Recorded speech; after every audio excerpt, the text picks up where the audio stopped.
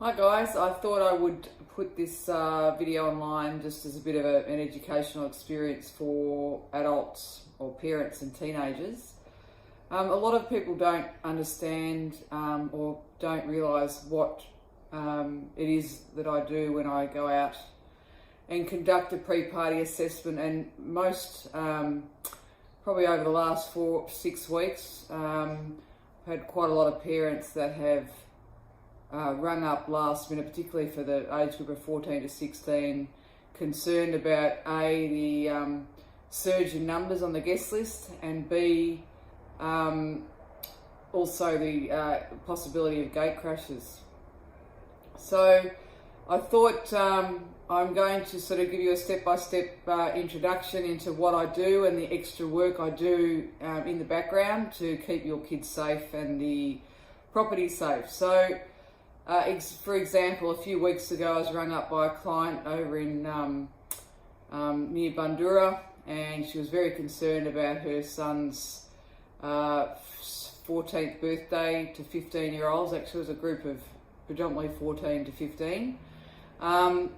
So she rang me because she was concerned that firstly that the list was getting a bit out of hand. It went from 20 guests to 60 to 70.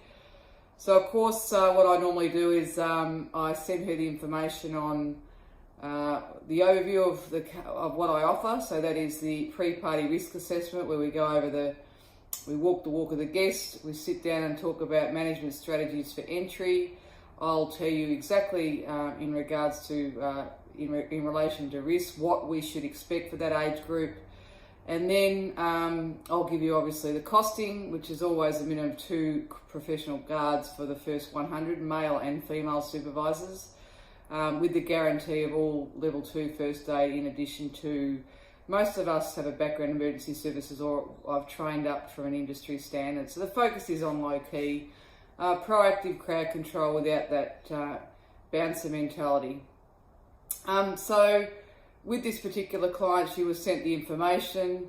Once she read the information on what I sent, she then asked me, she booked my services by way of deposit.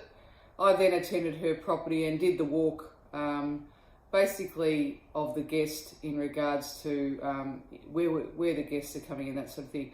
So the first thing we do for that particular age group is we set up the entry point. Part of that risk assessment is to show you how we set up the entry point. The entry point is very important. Things such as organising that alphabetical guest list, ensuring that kids bring student ID. It's definitely important for photo ID, no Facebook. And then also talk about the observation system that we set up for that age group. Again, that's what we go through in the assessment.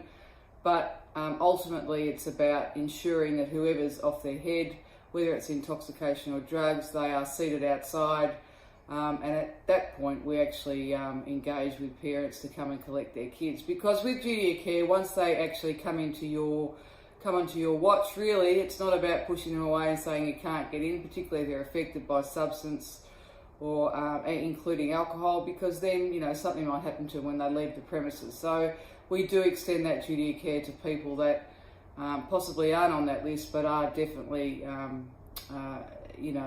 affected by substance.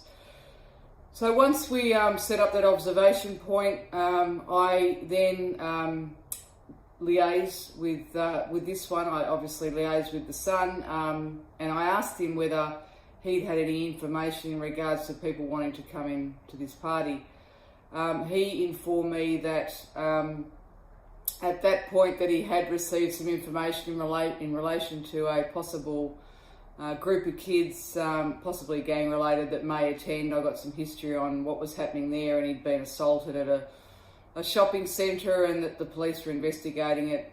The suspected person that was the ringleader was actually on bail, so I had to take some notes and use that additional information for when I notify the police, because that is a real risk, and obviously not only to patrons within but also to my staff. So once I've received that information, I will then obviously do the walk of the guest. So with this particular party, it was actually entry through the front. and then we actually what I might do is do this in stages. So let's just talk about that entry, how important it is. But so basically, let's say Jack Smith rocks up and he doesn't have any proof of age.